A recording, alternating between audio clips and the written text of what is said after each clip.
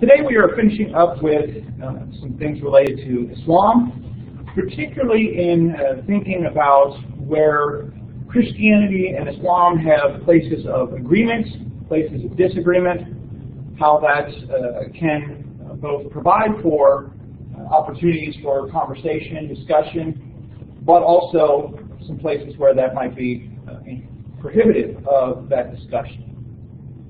I want to start first with talking about some places where Christianity and Islam agree. In thinking about this, there are a couple of places that we will certainly look at, but obviously one of the places to talk about agreement is the question of God.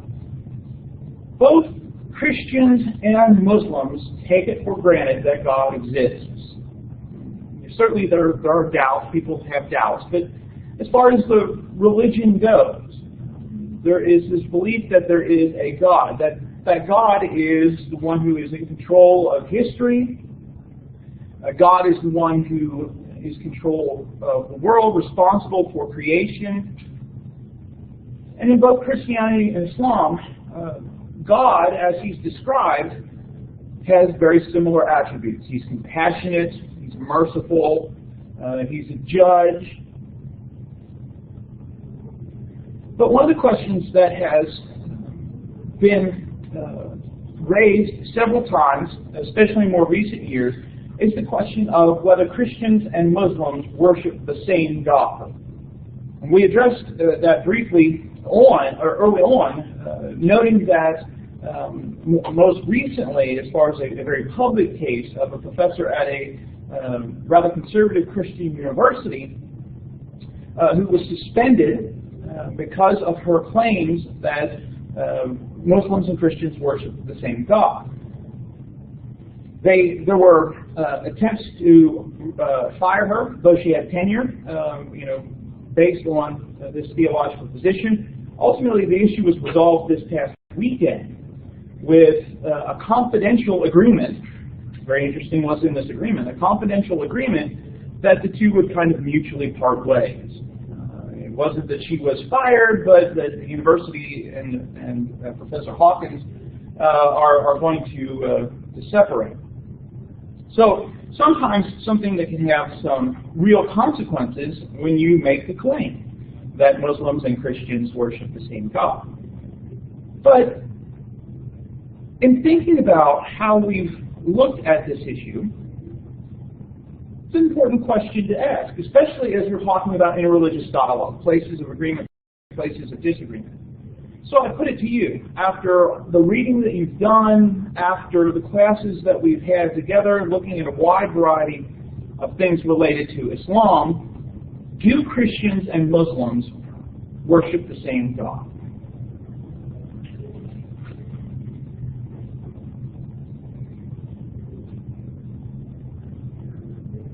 That's not a rhetorical question. I'm looking for some response.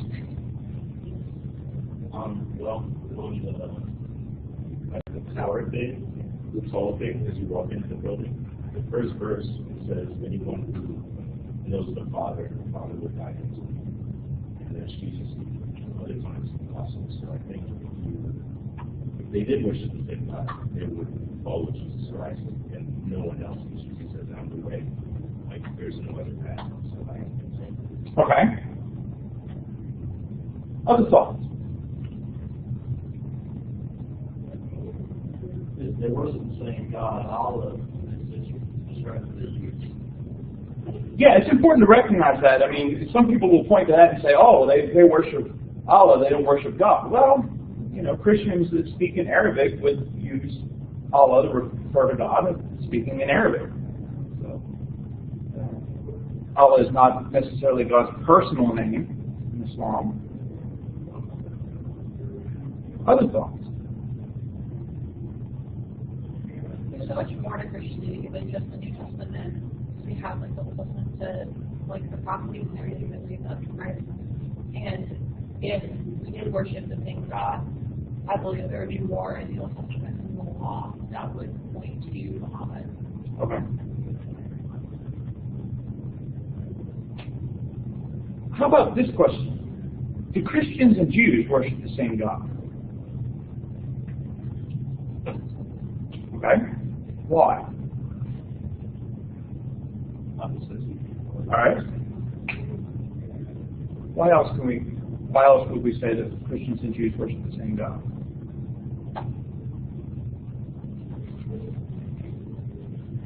Even in the Old Testament, there's like a couple of times where Jesus shows up. Like in the book of Daniel in chapter 3, the angel of light is referred to as the one God. And so that's like about Jesus. So even though they don't recognize Jesus as the Messiah, they're still waiting to be the Messiah. They're still the same God, whether they like recognize it. Other thoughts about whether Jews and Christians worship the same God? That God is, if you're a Christian and you think that God is made three parts, then you can't not believe in like one of his parts. Like they're all equal, they all equal God. So you don't believe that Jesus is the Messiah or part of God. Okay. So we have this kind of sticking point both ways. Jesus, right? Jesus is kind of the sticking point. Whether whether you're going from the standpoint of Judaism, Christianity, or Christianity, Islam, or backwards, or however we want to look at it, right? Jesus seems to be the issue of we have to understand how does Jesus fit into this question in order to say, yes, it is the same God. No, it's not the same God. Going from Judaism to Christianity, because Christianity has that tradition of, the Bible for Christians is Old Testament and New Testament.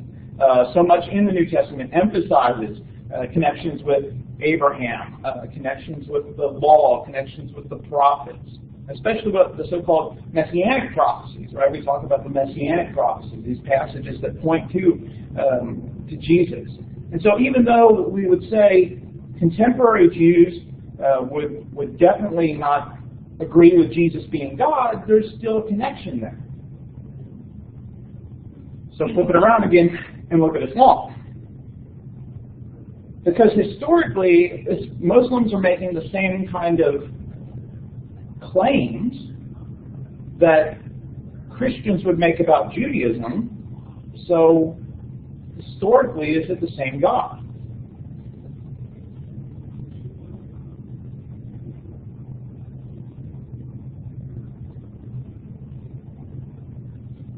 Because if we would say, even though contemporary Jews don't believe in Jesus as the Messiah, Jesus as the Son of God, it's the same God, Muslims don't believe that Jesus is the Son of God.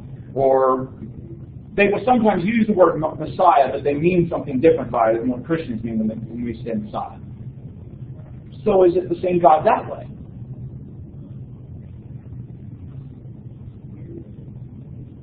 Is where you're shaking your head no.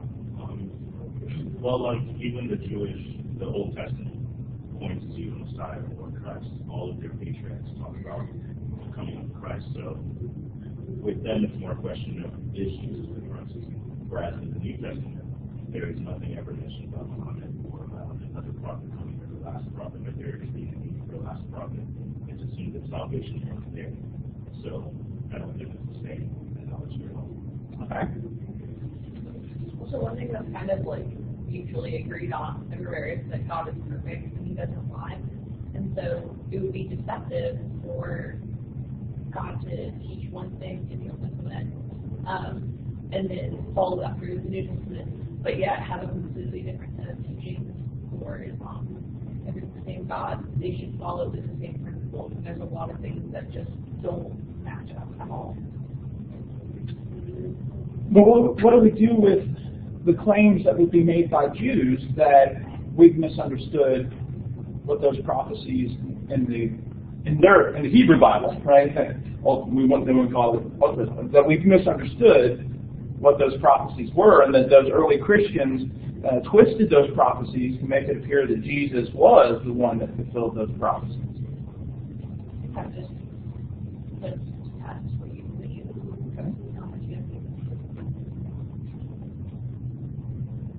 Well, like also there are like 312 prophecies about Messiah in the Old Testament. Jesus fulfills every single one of them.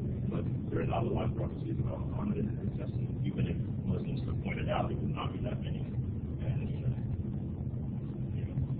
But again, I don't want to say playing devil's advocate at all. But in kind of trying to push on this a little bit, Jesus does talk about sending other prophets. He's going to send other prophets. There are passages in the New Testament, right, that I believe it's Matthew chapter 22, where he talks about, I'm going to send you prophets and teachers and scribes. Some of those you will kill, some of those you will kick out of your synagogues. But that's the thing about the last prophet, and there's so much specific importance put in Muhammad that was never mentioned in either the New or the Old Testament. And here again, just trying to be contrary, right? Because I think this is important. This is an important issue, and I'm not just trying to frustrate you. It's not just meant to be a kid going, well, why? Well, why? Why? It's just kind of meant to push us because this is a really important issue, I think. But the Jewish response to that would be that the Bible was final with the for them, 2 Chronicles, but that would include all the major minor prophets. And so the argument from the Jewish side would again be the Bible was complete. And then you have these other people claiming, no, it wasn't complete. Here's something else. But we wouldn't have as much problem saying it's the same God with Judaism and Christianity. Well, like the Jews, I would say, your temple's destroyed. Like, how are you even worshiping God at this point? Not to inflame, like, if you really are the way to God, then why did God let the place you told you to worship Him, to perform all these rituals? Why is it not there anymore? Also, assuming Muhammad is a prophet, he can't be the prophet. Because Christ says he is the way, the truth, and the life. So even if Muhammad is a messenger of God, he can't have as much importance as the Muslims put on him. Yeah, and that's a very good point, because the Muslim response to that would be that Christians have kind of distorted the message of Jesus, right? And so at base it's an attack on inspiration, right? And your understanding of what inspiration is and how faithfully the gospel writers recorded the words of Jesus. So there's that issue, which is an important issue. But as far as this kind of thinking about this idea, I think in one sense, it's not a simple yes or no answer. In the sense of a historical connection, in the sense of that the God that Muslims talk about in their theology, it is the same God in the historical connection. Right? The claims that they make about this God are the claims made about God in the Old Testament and the New Testament. And so historically they are connecting to them. So, but a historical argument is one thing. The theological argument, of course, is the one where it breaks down.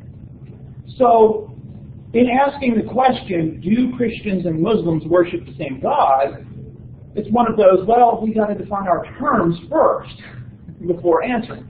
In the historical sense of they're claiming a lineage through Judaism and Christianity, yes. But the claims they make about God, especially the claims made about the identity of God and the person of God, especially as it relates to Jesus, there's quite a bit of difference. So I think that we as Christians should say you should respect that historical connection in that they are wanting to get to the God of Abraham just like Jews and Christians are. But, and one of these things that we'll talk about later, the claim that we as Christians would make is that the way to that is through Jesus and who Jesus is and represents. And so we'll talk about that later. So I think, it's a complex question.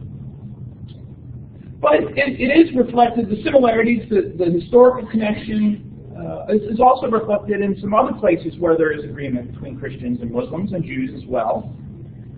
The actions that are ascribed to God in the Quran are the same kind of actions ascribed to God in the Bible, or similar, not comprehensively, but things like God created the earth in 6 days, that He's responsible for the creation of human beings, that there is a coming time of judgment, and that at that judgment, God will be the judge. Other places where God sends prophets, calls for worship. These two are places where there's an agreement on things that God does. There are other places of agreement as well. Some of the concepts used to describe God, some important terminology, things like righteousness, forgiveness, other things we've talked about already, the belief in Satan, the belief in angels. Muslims have even addressed similar theological questions as Christians have addressed throughout the centuries as well. What's the relationship between faith and good works? And if you know much Christian history, you know that's been a big question. How do these two relate, especially in the question of salvation? Right? And so Muslims have faced very similar debates. The question of free will and predestination. Do human beings have total free will, where we can choose of our own accord salvation, right, to follow God, or has God predestined some for salvation and some for damnation?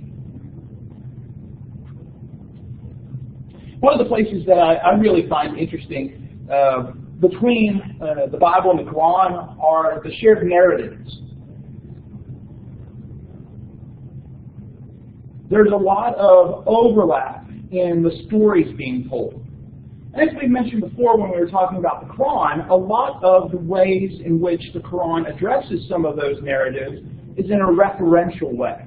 Right? It doesn't comprehensively lay out the story, but refers to it with the expectation that the audience is going to know the story of the creation of Adam, the story of Moses, narratives about David, Jonah and the great fish. All of those appear in the Quran, many of them in this kind of referential way, the expectation being, you know what I'm talking